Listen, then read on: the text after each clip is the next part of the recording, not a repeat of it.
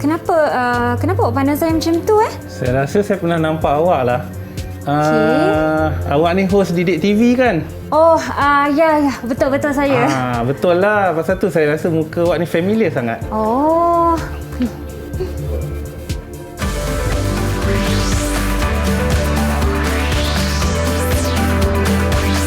Didik TV KPM. Hello, Assalamualaikum, salam sejahtera. Apa khabar semua? Bersama saya Kak Pika ataupun Syafiqah Farahin Razali di Teroka Didik TV KPM. Sebenarnya adik-adik semua, hari ini kita nak meneroka tentang sesuatu yang sebenarnya agak serius. Kita beri fokus. Sebenarnya isu seperti ini tidak boleh ditolak tepi, malah perlu lebih diberi perhatian. Nak tahu apa sebenarnya? Sebelum apa-apa, Kak Pika ingin ingatkan semua untuk sentiasa patuhilah SOP terlebih dahulu. Kerana kita masih belum menang tentang COVID-19 seperti hashtag pada tahun ini, menang bersama dan juga Malaysia Prihatin. Kita masih lagi berada di bulan kebangsaan ke-64 tahun ini dan saya ingin mengucapkan juga selamat menyambut Hari Malaysia pada 16 September nanti. Dan juga Kak Pika nak ingatkan, pakailah pelitup muka anda ya, sebab kita sama-sama menentang COVID-19 sebagai solidariti kita ya. Dan juga basuhlah tangan selalu, pakailah gel pembasmi kuman dan juga kekalkan perjalanan fizikal sekurang-kurangnya 1 meter antara anda dan orang di sekeliling. Okey, baiklah, sebentar tadi Kak Pika telah menerangkan kita nak meneroka sesuatu yang lebih serius pada hari ini. Untuk terangkan lebih lanjut, Kak Pika ingin menjemput sebenarnya guru kita yang akan meneroka bersama kita pada hari ini. Dipersilakan Cikgu Hanafi. Assalamualaikum Cikgu, apa khabar? Waalaikumsalam. Saya sihat, alhamdulillah. Alhamdulillah. Sebenarnya Cikgu Hanafi pertama kali akan meneroka bersama kami pada hari ini. Cikgu boleh perkenalkan diri dulu? Okey, saya Cikgu Muhammad Hanafi Muhammad Yassin, mengajar di Sekolah Menengah Kebangsaan Sarjana Impian Kajang. Saya berpengalaman 29 tahun mengajar. Lagi 3 tahun nak pencen. Cikgu, umur saya tu. Masa cikgu baru mula mengajar, saya baru lahir. Okey. So mungkin kalau Fika tinggal kat tempat saya, mungkin pernah jadi anak murid saya. Itulah kan. Mungkin tertanya juga di situ. Cikgu, sebelum kita mulakan penerokaan pada hari ini, suka saya nak mengingatkan semua kita sentiasa kena memakai gel pembasmi kuman. Jadi untuk itu saya menjemput Cikgu Hanafi untuk memakai gel pembasmi kuman yang disediakan terlebih dahulu. Ya Cikgu. Agak ketat di situ, tidak mengapa, tekan sikit. Okey. Tak apa Cikgu, ada keluar sikit. Okey. Dan juga seperti yang saya mungkin dah bagi sedikit info sebentar tadi, Cikgu, sebenarnya kita nak meneroka apa hari ini? Okey, tajuk kita hari ini adalah kalau kita tengok slideshow kita.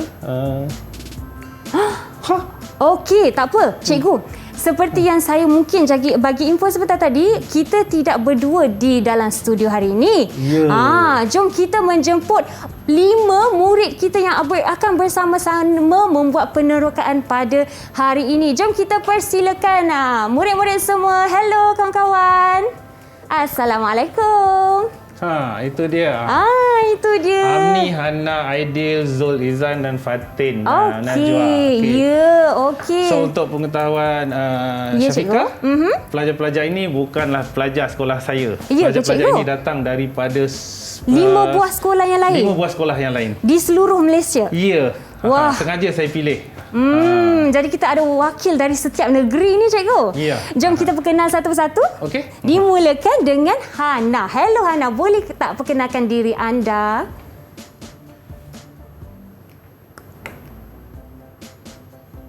Ya Hana, jangan lupa onkan mic anda. Okey, Hana ada di situ ke? Ya. Assalamualaikum Hana. Waalaikumsalam.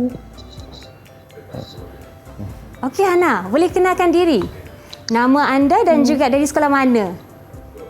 Nama saya Hana Alizah binti Muhammad Khairul. Okey. Saya dari sekolah SMK Sultan Abu Bakar, Kuantan, Pahang. Wah, Pahang Cikgu. Jauh tu. Okey, terima kasih Hana. Alright, dan seterusnya boleh tak Kak Pika dapatkan Nur Fatin? Hai. Hai.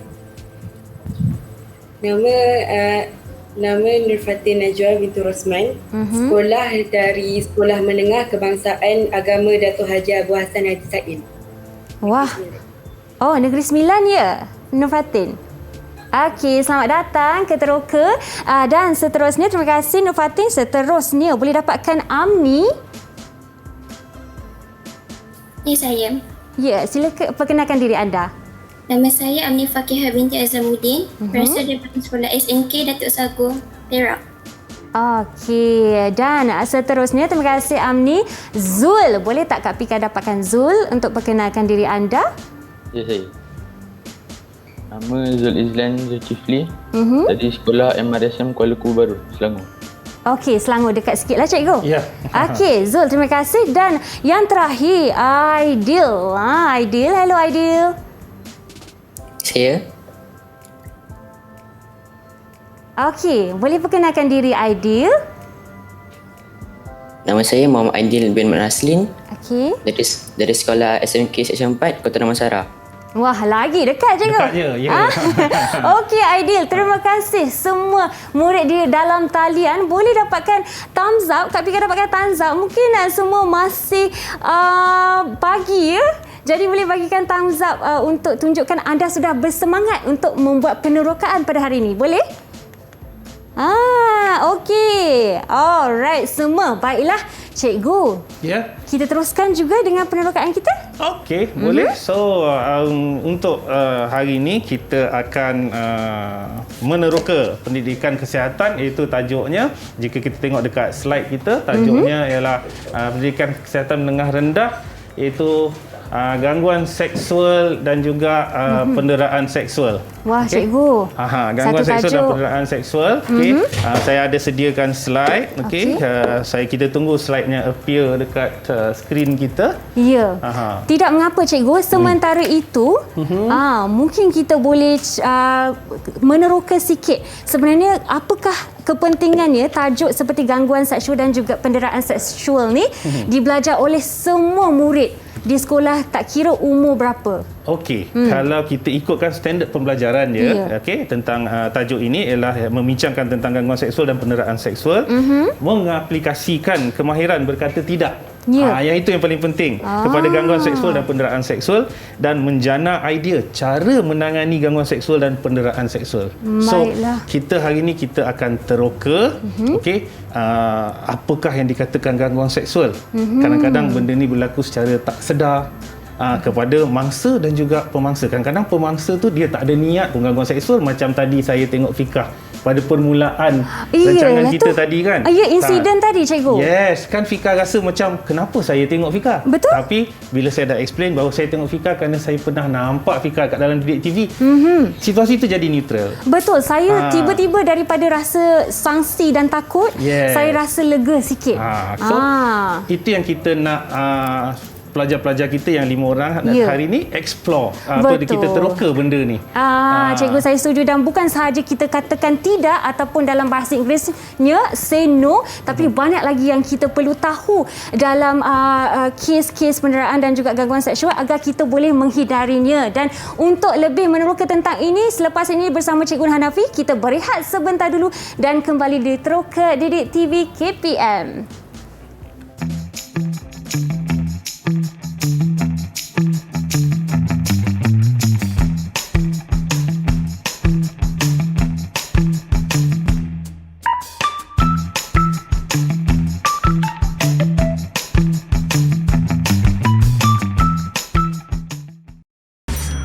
Didik TV KPM. Tahukah anda? Akta 792 adalah akta yang berkaitan dengan perkara-perkara melibatkan kanak-kanak, termasuk yang berkaitan dengan gangguan seksual dan penderaan seksual.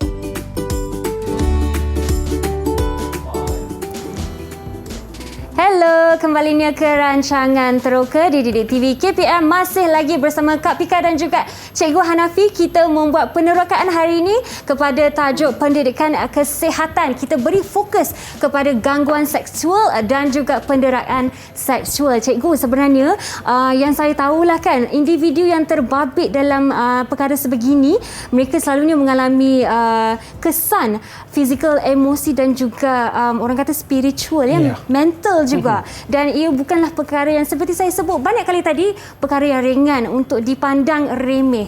Ya, Cikgu?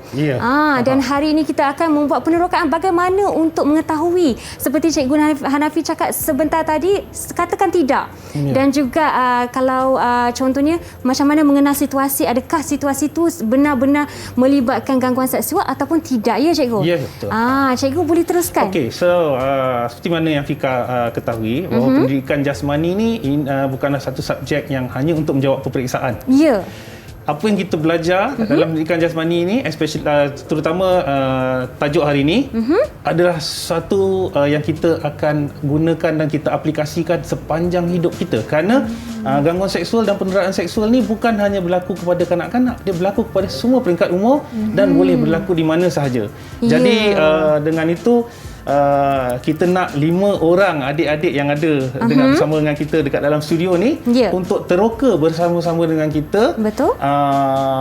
Perkara yang berkaitan dengan gangguan seksual dan penderaan seksual. Seperti mana kita tengok newspaper clipping kita dekat slide tu.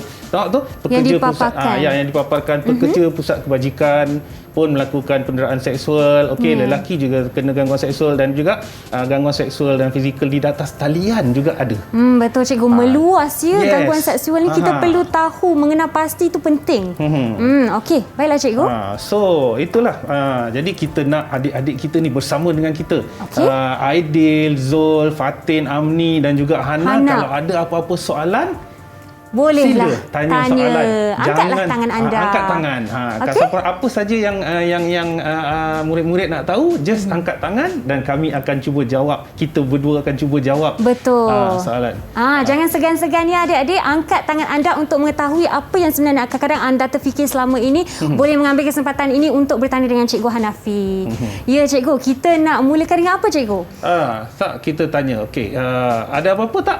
Okey, dah ada kan? Zul. Yes, Zul. Apa dia? Silakan. Bolehkah gangguan seksual berlaku terhadap lelaki dan perempuan?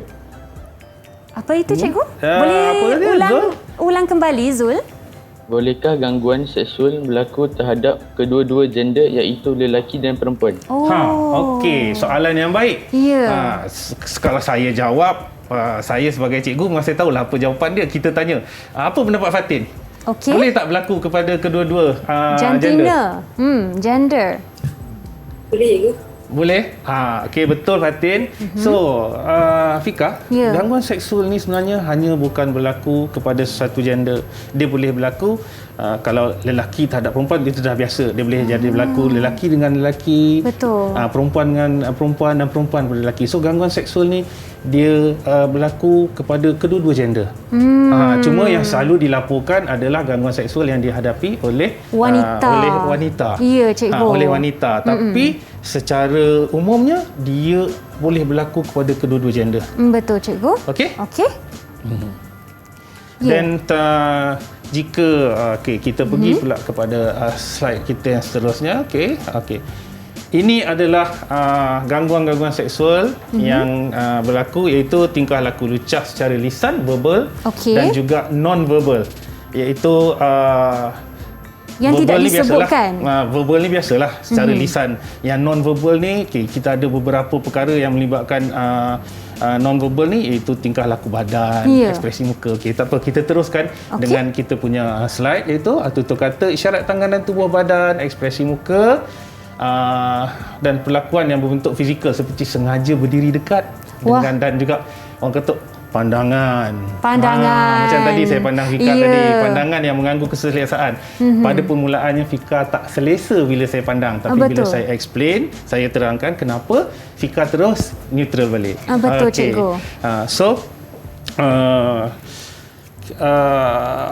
Jadi ada 4 ni lah ya Cikgu untuk mengenal pasti. Itu ya, gangguan seksual. Dan penderaan seksual pula ialah sebarang perlakuan yang bersifat memaksa, memperdaya atau mengugut mangsa sehingga terdorong berlakunya hubungan seksual semata-mata untuk kepuasan pelaku. Okey. Dan jangan terkejut, selalunya perkara-perkara ni berlaku dan dilakukan oleh orang yang kita kenali. Cikgu. Okey, faham? Yes. Ya, cikgu, saya ada satu pertanyaan. Okey. Sebenarnya penderaan ni kan, bila kita dengar sebenarnya penderaan kadang-kadang kita lihat ia berlaku, tetapi kalau memperdaya tu pun satu bentuk penderaan ya, cikgu. Jika dia memperdaya sehingga menyebabkan mangsa tu terpaksa melakukan mengikut kehendak orang yang memperdaya tu, itu adalah satu penderaan. Di mana sebab sekarang ni kita bercakap dalam studio ni dalam konteks murid-murid sekolah. Betul. So murid-murid sekolah adalah minoriti, itu bawah umur. Betul. So apa saja yang dilakukan terhadap murid-murid yang di bawah umur ni dan secara paksaan adalah satu penderaan. Itulah sebab memperdaya kadang-kadang kita tak orang yang terkena tu dia tak sedar sebenarnya itu adalah bentuk penderaan ya, cikgu. Yes. Okey. Betul. Okey. Seterusnya? Seterusnya jenis-jenis gangguan seksual. Jenis-jenis gangguan seksual ini yang kita lihat. Kita ada secara lisan, secara visual, secara fizikal, isyarat dan juga psikologi. Anak-anak murid saya semua ada apa-apa nak tanya? Ada tak yang nak bertanya? Ada tak yang nak bertanya? Setakat ini boleh angkat tangan. Siapa nak tanya boleh angkat tangan. Okey, tak apalah kalau tak ada yang nak tanya, saya tanyalah. Okey. Contohnya macam saya lelaki, kalau saya berjalan jarang orang nak pandang saya. Contohnya macam Kak Fika sedang berjalan di suatu tempat, lepas tu orang ramai yang berada di tempat tu memandang Kak Fika. Okey, dia memandang, tengok je Kak Fika berjalan. Orang ramai orang ramai ya. Okey, orang ramai ya. Jadi sekarang ni adakah itu satu gangguan seksual? Okey, siapa nak cuba jawab? Amni. Amni, silakan. Tidak, tak. Tidak. Okey, mungkin, tidak. Kenapa Amni? Berikan sebab anda. Pandangan orang terhadap kita tidak boleh diterjemahkan sebagai gangguan seksual. Ya. Okey. Amni, betul Amni jawab. Kalau setakat hanya pandangan dan jika kita berada di tempat awam, okey, macam Fika lah. Fika berada di tempat awam, sekali orang ramai memandang Fika, mungkin kerana orang appreciate ataupun menghargai tengok cara Fika berpakaian dan tertanya-tanya siapa dia ni, cara pemakaian dia ni. Ni mesti host Didik TV macam saya lah tadi. Iyalah, mungkin ada dia kenal seseorang tu ataupun dia ada daya penarikan yang dia pakai. Okey, baik. Terbaik Amni. Okey. Bagus. Amni punya jawapan tu memang tepat. Okey. Jadi dekat sini kita juga perlu pandai menilai. Kita kena tahu menilai bahawa sesuatu situasi itu adakah itu gangguan seksual ataupun itu cuma orang kata kejadian biasa. Sebab apa yang berlaku sekarang, okey, anak-anak sekolah ni kadang-kala diorang tak aware, tak sedar bahawa perkara itu hanyalah perkara biasa, bukan gangguan seksual. Jadi pada hari ini diorang akan teroka mana yang gangguan seksual, mana yang bukan. Bukan. Okey, cikgu, saya mungkin ada contoh nak tanya cikgu. Yang ini mungkin pernah berlaku pada kawan saya lah, dia cerita pada saya ya. Tapi mungkin dia punya kesedaran tu tinggi. Dia berada di pusat membeli belah. Macam cikgu cakap, bila orang ramai yang memandang, itu tidak menjadi salah sebab kita mungkin ada daya penarikan ya. Tetapi kalau dia satu orang saja yang pandang. Dan bila dia pergi ke satu kedai, ada orang yang sama mengikut dia di belakang. Itu dah kira menakutkan ya, cikgu? Yes. Itu tanda-tanda dia ya? Itu tanda-tanda dia dan itu kalau dah mengikut aja, itu dah kita boleh kategorikan sebagai stalker. Okey. Ya. Betul. Kita dah kategorikan sebagai stalker dan kalau pandangan dia tu memang yalah, kita bila kita ada pengetahuan, kita boleh nilai bahawa adakah satu perlakuan itu semula jadi dan juga satu perlakuan itu memang dah dirancang dan disengajakan. Ya. Betul. Dan cara menilai inilah yang kita nak meneroka pada hari ini ya, cikgu? Yes. Cara menilai inilah yang kita nak meneroka. Okey. Contohnya sekarang macam inilah. Saya rakan sekelas Fika. Okey. Saya rakan sekelas Fika. Okey. Fika, ikut saya nak kena kemas bilik sukan lah. Bilik sukan tu bersepah kerana diorang gunakan alatan dan dia tak kemas semula. Fika ikut saya? Saya seorang je ke? Jom kita ajak kawan-kawan yang lain boleh tak? Oh iyalah. Kita ajak yang lagi 2-3 orang kawan-kawan kita. Okey, jom. Okey, jom. Okey. Nampak tak situasi tu?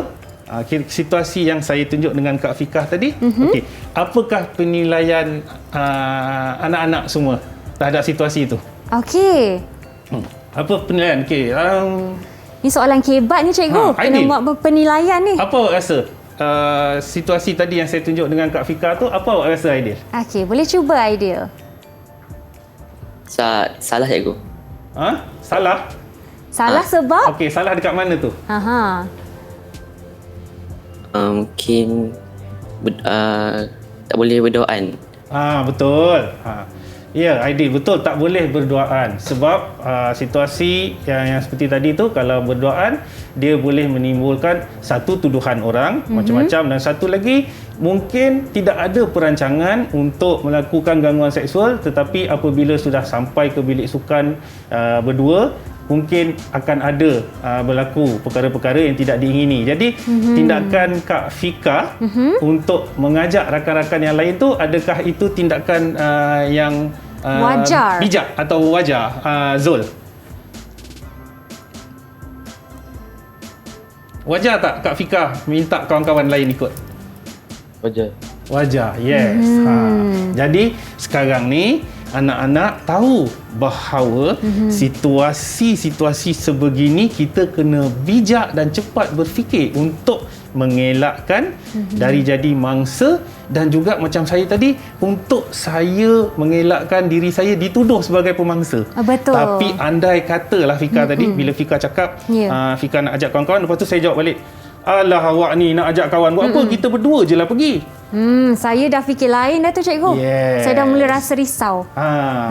Okey? Okey cikgu, faham. Yes, okey. So itulah yang dikatakan tindakan-tindakan kita bijak nak mengelak daripada suatu perkara itu menjadi lebih serius. Okey cikgu. Okay. So kita pergi kepada slide ini, lisan, iaitu dalam bentuk teguran, komen, jenaka, bunyi dan soalan berbentuk lucah. Okey, perkataan-perkataan lucah ni memang takkan kita nak sebut dekat dalam studio ni kan, tapi saya rasa anak-anak pun tahu kan, dekat sekolah kadang-kadang perkataan-perkataan yang digunakan tu, okey, kita tak nak jadikan semua ni norma. Norma kehidupan kita di mana kita gunakan perkataan-perkataan ini tanpa rasa bersalah. So ada antara perkataan-perkataan itu yang akan dikategorikan sebagai gangguan seksual. Macam betul. Bunyi siolan apabila kita nampak orang yang lawa lalu kita bersiul, kita whistle. Sweet tu cikgu. Sweet tu itu sebenarnya adalah juga gangguan seksual. Boleh dikategorikan gangguan seksual. Tapi ramai yang tak tahu tu cikgu. Yes, ramai yang tak tahu kerana kita anggap benda tu biar je lah. Okay? Dan menjadi norma pula kan. Dan kita tak nak perkara tu menjadi norma dalam masyarakat kita. Ya cikgu. Okay? Dan juga soalan-soalan yang berbentuk lucah. Jadi soalan-soalan ni soalan-soalan lisan yang sengaja bertanya dengan perkara-perkara yang sensitif, yang melibatkan kepribadian ataupun melibatkan tubuh badan. Semua tu kita kena elakkan kerana itu adalah gangguan seksual. Kemudian secara visual, iaitu mempamer dan menghantar gambar atau video lucah sekarang ni dengan handphone. Teknologi makin canggih, makin menjadi-jadi cikgu. Makin menjadi-jadi. Lepas tu internet tanpa sempadan semua. Okey, jadi perkara-perkara macam tu juga boleh digunakan sebagai gangguan seksual. Okey. Faham cikgu. Dan juga fizikal, sentuhan yang disengajakan. Sikit-sikit nak cuit, sikit-sikit nak cuit, sikit-sikit nak cuit. Sedangkan perkara tu boleh, macam saya dengan Fika, kita boleh bercakap macam ni je tanpa ada apa-apa. Ini cakap sikit-sikit nak cuit. Engkau nak buat apa semalam? Sikit-sikit tak boleh macam tu. Kadang-kadang orang yang kita rapat pun, kawan perempuan kepada kawan perempuan pun tak begitu. Tapi kalau seseorang yang ada niat lain tu, dia lebih-lebih pula ya cikgu. Okey cikgu, kita ada 2 lagi point untuk kita meneroka pada hari ini, iaitu isyarat dan juga psikologi. Dan kita bagi murid kita dalam talian dan juga di luar mungkin mengasah idea mereka yang mungkin mereka nak bertanya selepas ini. Kita akan berehat sebentar dulu ya cikgu. Okey, dan kembali meneroka selepas ini. Jumpa anda kejap lagi.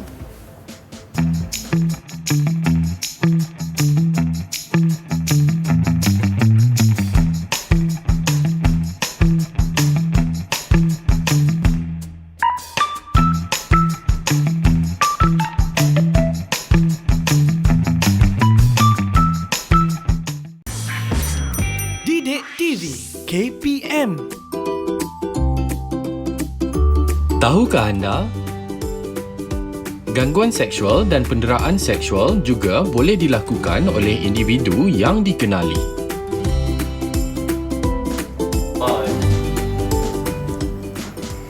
Hello, Assalamualaikum. Selamat kembali ke rancangan Teroka Didik TV KPM. Masih lagi bersama saya dan juga Cikgu Hanafi untuk pendidikan kesihatan pada hari ini. Sebenarnya mencegah lebih baik daripada merawat. Itulah yang kita nak meroka pada hari ini.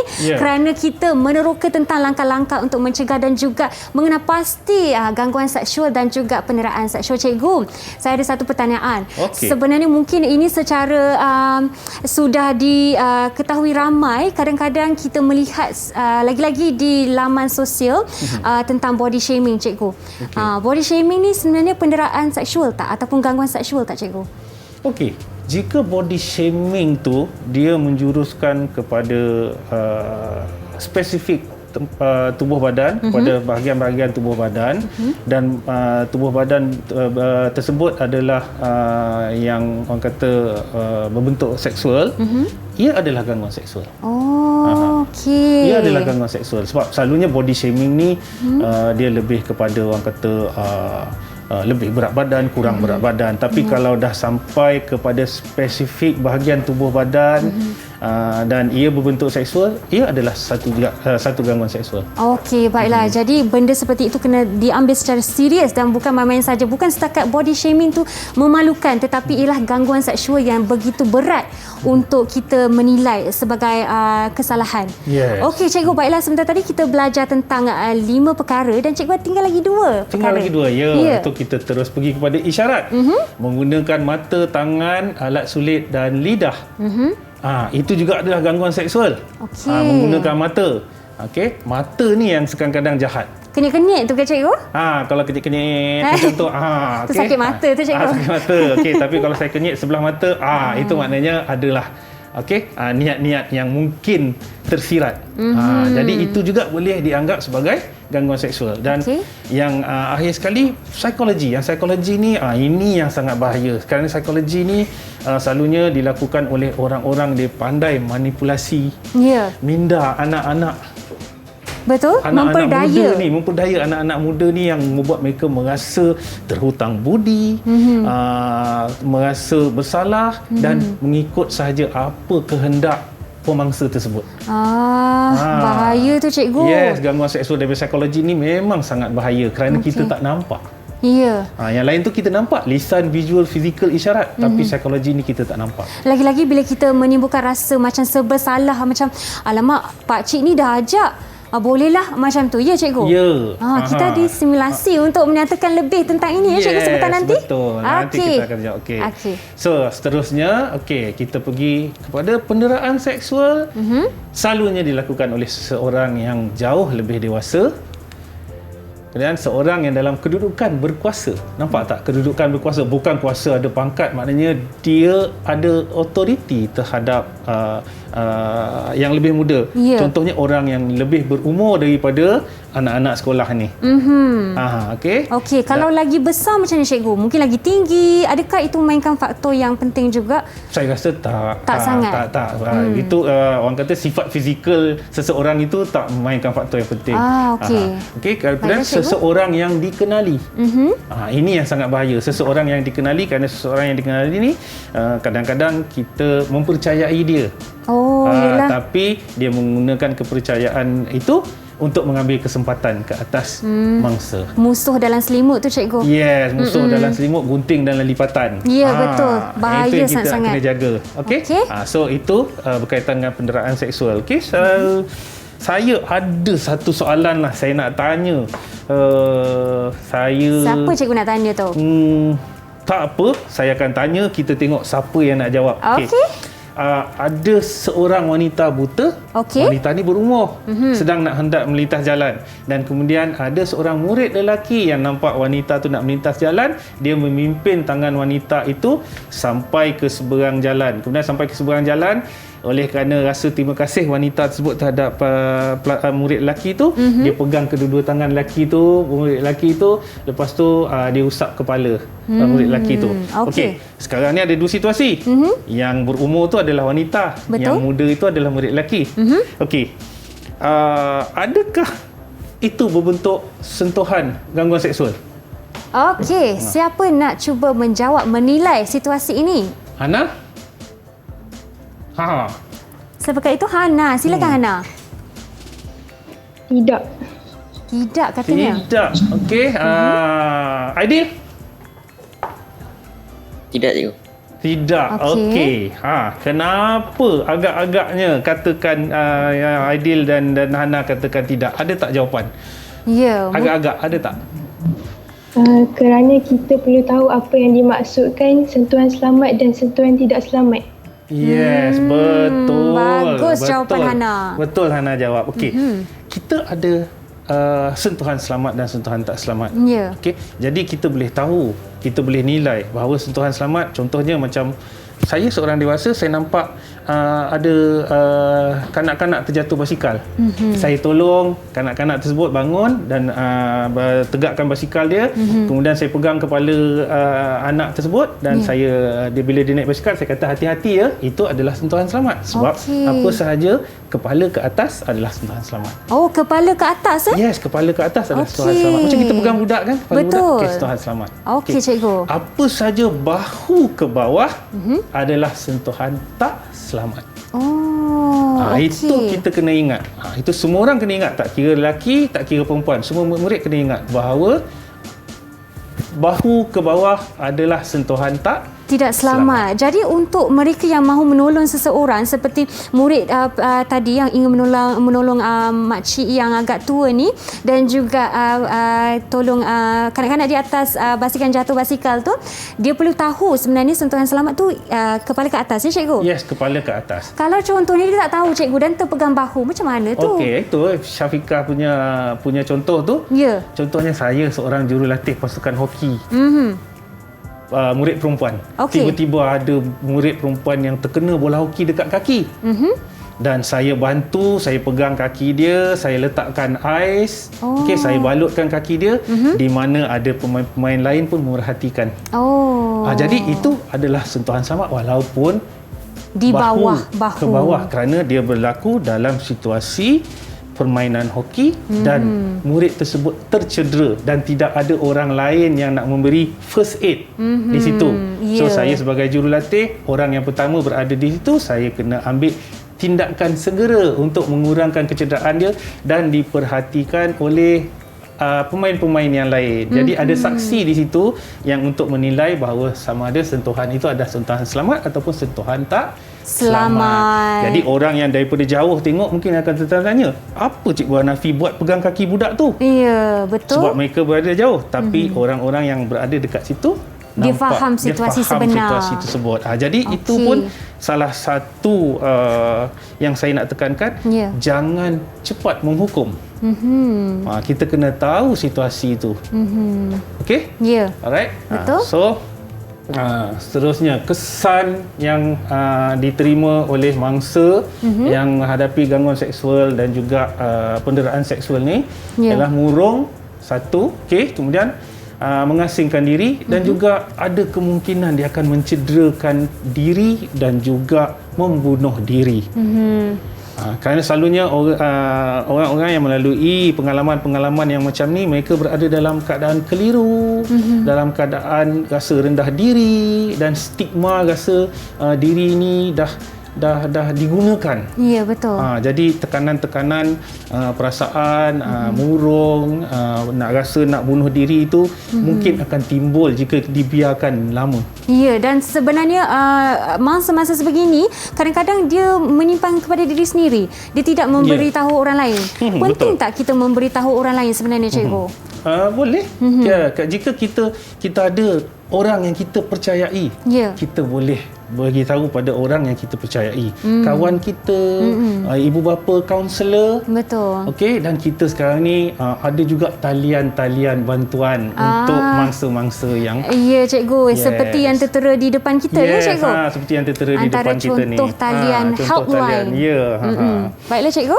Okey, seterusnya kita tengok kita punya anak-anak yang berada dalam studio dengan kita ni, ada apa-apa soalan nak ditanya? Mesti ada soalan. Mesti ada je. Semua nampak muka eager nak tanya. Betul. Dah jauh kita meneroka ni, tak ada soalan ke? Cuba angkat tangan. Kak Pika pasti ramai. Fatin, okey Fatin. Apa nak tanya Fatin? Kalau seorang lelaki itu mengikut seorang perempuan ke mana saja perempuan itu pergi, tapi lelaki itu tak menunjukkan sebarang ancaman dalam bentuk tutur kata, isyarat ataupun pandangan yang mengancam, adakah itu satu gangguan seksual? Okey, macam Fika tanya tadilah. Ya, stalker ya cikgu. Okey, stalker, tapi mungkin yang Fatin tanya ni dalam situasi mungkin dekat dalam sekolah kan Fatin kan? Mungkin kat dalam sekolah. Mungkin rakan sekolah, bukan rakan kelas. Mungkin rakan yang satu sekolah yang buat perkara-perkara macam tu. Okey, jika perlakuan yang dilakukan oleh orang tersebut sehingga menimbulkan ancaman, seperti mengikut awak sampai awak nak pergi tandas pun, bila dia nampak awak nak pergi tandas, diikut, dia tunggu dekat luar tandas semua tu, jika dia menimbulkan ancaman yang sebegitu, then Fatin kena ambil tindakan. Okey. Fatin tak boleh biarkan, kerana orang-orang yang macam ni kita kena segera berhentikan tindakan dia tu. Jika kita biarkan, jika mereka ada rasa macam yang tadi tu, orang yang berkuasa. Betul. Maknanya walaupun dia bukan orang yang tua daripada kita, tapi dia merasa dia dah dapat menguasai kita dah jadi takut, kita diam saja biarkan, maka mereka akan bertindak lebih lagi nanti. Ya, betul. Ya, Fatin? Okey, cikgu. Dan ada lagi? Ada sesiapa nak tanya? Oops. Aidil. Silakan. Aidil. Apakah maksud isyarat tangan atau tubuh badan? Tubuh badan, okey, isyarat tangan ni ada banyak Aidil. Tapi takkan saya nak tunjuk kat sini, satu Malaysia tengok sekarang ni. Ya cikgu. Jadi isyarat-isyarat tangan yang berbentuk lucah. Kalau isyarat tubuh badan ni kadang-kadang katalah macam saya dah diarahkan untuk berdiri dekat sini, Kak Fika dah diarahkan untuk berdiri kat situ. Tapi saya sengaja pergi dekat Kak Fika. Dekat-dekat dengan Kak Fika, sedangkan apa yang ada ruangan yang lebih luas, lebih, dan apa yang kita buat sekarang ni sebenarnya tak perlu kita berdekatan. Tapi saya asyik nak pergi dekat Kak Fika, okey, dan apabila Kak Fika rasa tak selesa, maka itu adalah suatu yang dikatakan gangguan seksual terhadap tubuh badan. Sengaja langgar-langgar. Bila awak berjalan dekat dalam kelas tu, ada yang murid lain yang sengaja langgar. Sengaja langgar Fatin, sengaja langgar Hana. Okay? Langgar sentuh bahu pun dia kira itu gangguan juga. Kalau sekali-sekala tu mungkin tak sengaja, tapi asalkan berselisih saja dia langgar, dia langgar. Jadi itu adalah juga satu gangguan seksual dalam bentuk isyarat tubuh badan. Ya, dan seperti cikgu berkata sebentar tadi pada awal program kita, bukan sahaja kepada lelaki dan perempuan, boleh terjadi kepada lelaki dan juga perempuan ya, gender dua-dua boleh. Dua-dua boleh. Okey, baiklah cikgu, kita ada banyak lagi nak meroka selepas ni sebenarnya, dan kita pasti ramai murid dia dalam talian. Ada soalan lagi ya cikgu? Ya. Dan seperti Kak Pika cakap tadi, simulasi kita nak tengok, jangan ke mana-mana, kita kembali di Teroka Didik TV KPM.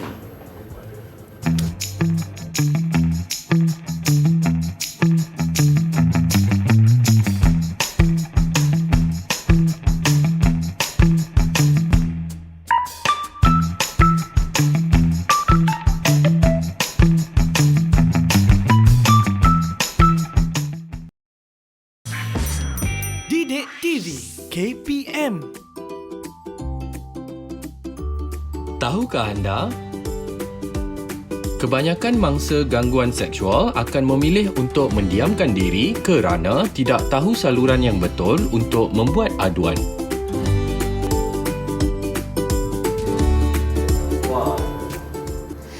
anda masih lagi bersama saya di rancangan Teroka Didik TV KPM. Kita masih lagi fokus kepada penderaan seksual dan juga gangguan seksual, dan seperti Cikgu Hanafi sebentar tadi cakap, katakan tidak selalunya dan kita perlu pandai menilai situasi di mana kita berkata tidak, ya Cikgu?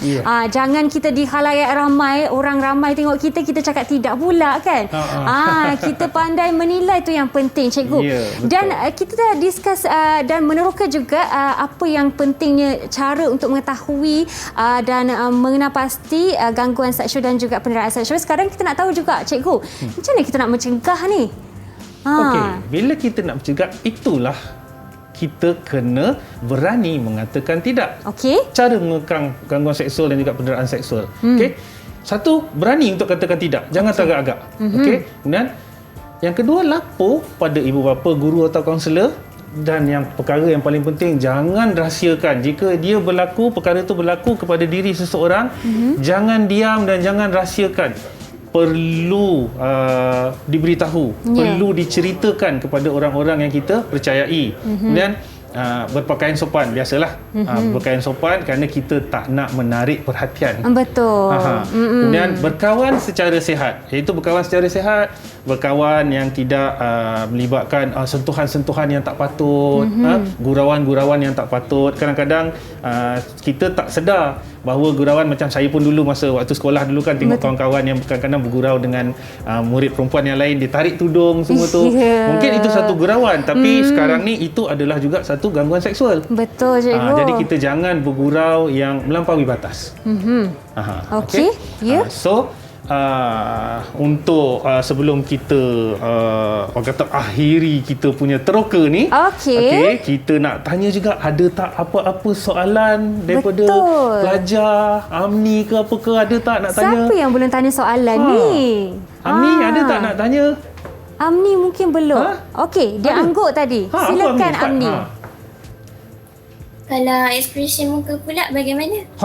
Ekspresi muka. Ekspresi muka. Sebab saya pakai mask, susah saya nak tunjuk, tapi saya terangkan aja. Okey, ekspresi muka ni adalah ekspresi yang mengarah kepada kelucahan. Okey. Ekspresi yang dia banyak kepada kelucahan. Sebab ekspresi muka, sedih pun ekspresi muka, gembira pun ekspresi muka. Ekspresi yang berbentuk lucah, mungkin dengan bibir, dengan lidah yang ditunjukkan, apa semua kan. Jadi itu adalah ekspresi yang menyebabkan yang boleh dikategorikan sebagai gangguan seksual. Okey Cikgu, baiklah. Bagus soalan tu Amni. Terima kasih Amni. Cikgu, sebenarnya kalau di khalayak tempat awam ya Cikgu, dan kita melihat seorang individu yang kita tidak kenal, secara tiba-tiba dia memberi fokus kepada kita dan membuat ekspresi tertentu, sudah tentunya ya Cikgu, kita menganggap itu seperti gangguan. Sendiri seperti gangguan, mungkin bukan secara seksual, mungkin kalau dia sekadar melihat kita lepas tu macam kenip-kenip mata tu pun sebenarnya dah gangguan seksual. Ya Cikgu. Okey, sebab orangnya orang yang kita tak kenal. Ya, betul. Itu adalah tanda juga tak Cikgu, bila kita tak kenal dan yang memberi kita fokus yang lama, bukan sekadar melihat, angkat kening pun, macam tu pun dah kira gangguan ya Cikgu. Okey. So kalau Fika, apa Fika buat? Kalau saya memang sebab kalau ada kawan-kawan, saya rasa selamat sikit lah. Tempat awam kan, kalau saya seorang, saya dah lari dah Cikgu. Tak pergi kat orang tu, tanya macam saya kena tanya tadi? Tak, saya tak berani macam tu Cikgu. Sebab seperti Cikgu lihat, katakan tadi, sebenarnya orang-orang sebegini, dia rasa dia lebih kuat berkuasa. Kita sebagai orang yang lebih kecil, jadi kita kena cari jalan yang lebih selamat untuk buat. Jangan beranikan diri untuk kata tidak, tapi jangan beranikan diri untuk mungkin melawan ya Cikgu. Apa nasihat Cikgu sebenarnya kalau dalam situasi sebegitu, perlukah kita lari ataupun macam mana? Dia bukan lari, istilah dia mengelak. Kita mengelak. Kita dah tahu situasi itu berada di situ, kita mengelak, kita beralih ke tempat yang lain di mana orang yang tersebut tidak ada di situ. Tapi kalau orang tu masih mengikut, maka kalau kata benda tu berlaku di shopping kompleks, kita boleh lapor kepada pengawal Polis keselamatan. bantuan. Polis bantuan. Okey Cikgu, baiklah. Okay. Ada lagi tak kita nak tanya, minta pelajar tanya kita pada hari ini? Ada. Siapa-siapa sebelum kita akhiri kita punya kelas ni, ada tak apa-apa nak tanya? Mungkin Zul ke? Zul lah. Tak dengar sangat suara Zul hari ni. Zul, ada nak tanya apa-apa? Aidil? Apa tu? Ya, silakan Aidil. Silakan Aidil. Apa Aidil nak tanya? Boleh ke gangguan seksual ni berlaku atas talian? Sekarang ni itulah yang paling bahaya, gangguan seksual secara atas talian. Sebab ramai yang terperangkap dengan gangguan seksual atas talian ni kerana selalunya gangguan seksual atas talian ni dia tak terus mengarah kepada seksual. Dia mengarah kepada nak berkawan dulu, kemudian minta gambar-gambar. Dia nak buat keadaan selesa tu ya. Mesra tu ada supaya bila tibanya di bahagian seksual tu tidak disedari ya cikgu. Masa tu kita dah rasa kita ni rapat sangat dengan orang yang dekat atas talian tu, maka akan berlakulah perkara-perkara yang tidak diingini. Jadi kena jaga. Seperti cikgu cakap tadi, bukan sahaja orang yang kita kenal, tapi mungkin bila kita dah atas talian selalu berborak tu, kita dah kenal ya cikgu. Maka itu memberi ruang untuk mereka lebih bermacam-macam dengan kita kan. Ya, betul. Okey. Cikgu, saya ada satu persoalan. Mungkin nak tanya cikgu tentang satu situasi lah. Kalau contohnya saya terjumpalah Pak Cik, saya kenal Pak Cik ni kan. Saya menunggu di bas, stesen bas kan. Bas tak sampai-sampailah, saya seorang di situ. Dan Pak Cik ni lalu dia kata, awak ni kan yang duduk di taman sama macam saya. Lepas tu dia nak beri saya ruang untuk sama-sama balik dengan dia. Macam mana tu cikgu? Sebab saya rasa macam saya tak kenal Pak Cik ni. Saya sekadar kenal dia sebagai ayah kepada sipolan-sipolan. Okey. Macam mana tu? Dalam situasi ni, kita kena tahu bahawa ada tak ibu bapa kita memperkenalkan orang tu pada kita? Tak pernah kan? Tak pernah cikgu. Tak kenal langsung kan? Cuma dia mengatakan bahawa dia kenal Fika dan dia tahu Fika tinggal di Taman ABC bersama dengan dia. Kemudian dia ajak Fika naik kereta dia untuk dihantar balik.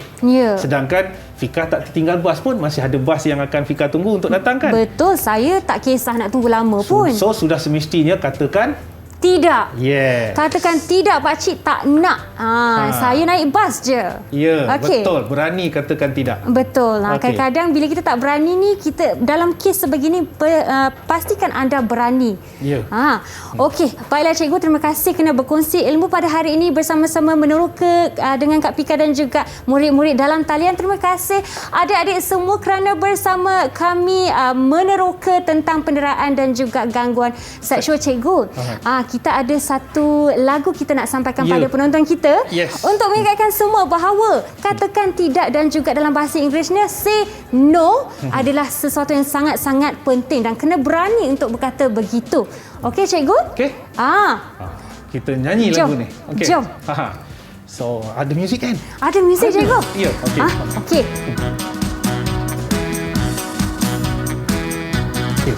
Kalau anda diganggu kata tidak. Kalau anda diganggu kata tidak. Kalau anda diganggu jangan teragak-agak. Kalau anda diganggu kata tidak. Tidak.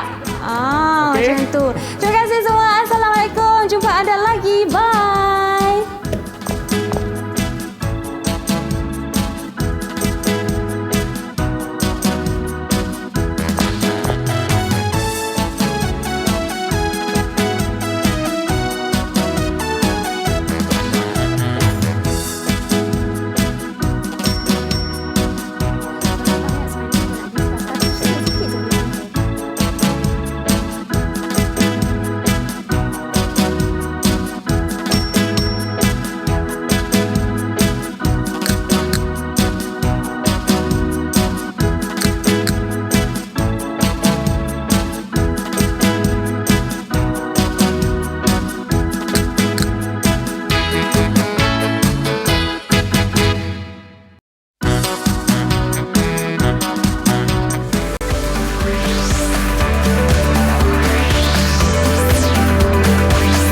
Didik TV KPM